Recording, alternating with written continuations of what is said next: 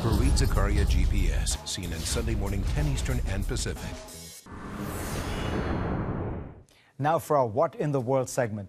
This past week, Los Cabos, Mexico, was quite literally turned into a global public square.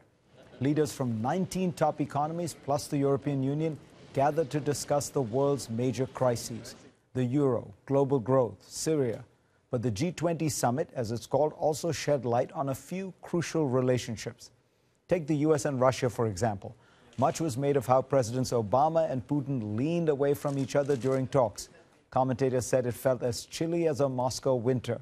Contrast that with Obama and the Chinese president, Hu Jintao, a warm handshake and big smiles. But the meeting that really got me thinking was the one between two Latin American leaders, Mexico's Felipe Calderon and Brazil's Dilma Rousseff. How and why, you ask? Well, right now, Brazil has the world's attention. It is a much-vaunted BRIC economy in the company of China, India, and Russia. On the other hand, the perception of Mexico is that of a poor country with regular drug-related killings. That may be true, but very quietly, Mexico is stepping out of Brazil's shadow. To understand why, let me first explain Brazil's recent rise. 10 years ago, Mexico's economy was bigger than Brazil's. But as you can see from this chart, Brazil suddenly began to grow much faster, so much so that its GDP overtook Mexico's and became twice as large.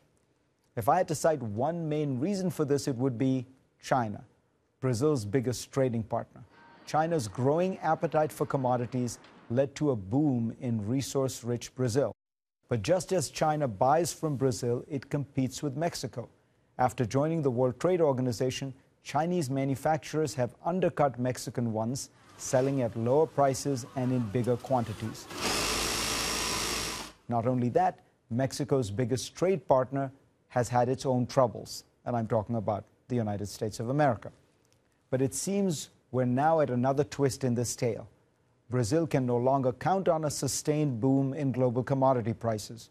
Growth has slowed from nearly 8% in 2010 to 2.7% last year. And Brazil has become uncompetitive. Its minimum wage is 3 times that of Indonesia and Vietnam. The World Bank ranks Brazil 126th in the world for ease of doing business. Mexico, on the other hand, ranks 53rd. Its economy is set to grow 4% this year. Take its auto industry, for example. It generated $23 billion last year, more than oil or tourism. Mexican factories are slowly replacing Chinese products in America, thanks in part to regional trade agreements, but also because China itself is facing rising labor costs. Mexico's growth is crucial for America. The more Mexico rises, the less America will need to worry about illegal immigration. In fact, studies show migration patterns have already been reversed. And while Brazil tries to play a role as the alternative power to America in the Western Hemisphere, harkening back to the days of non-alignment, Mexico is more in tune with America's ideas. It is a solid foreign policy partner. As Mexico gears up for elections next month, its new president will have a long checklist of problems to fix. State monopolies need to be broken down, corruption must be confronted, creaking infrastructure needs repair, but top of the list is drug-related violence, which shaves off 1 percentage point of GDP growth every year. Brazil remains a bigger economy and will likely stay that way for a while. But don't let perceptions of Mexico fool you. Despite all the violence, despite being overshadowed by its flashier neighbor, it is quietly on the rise.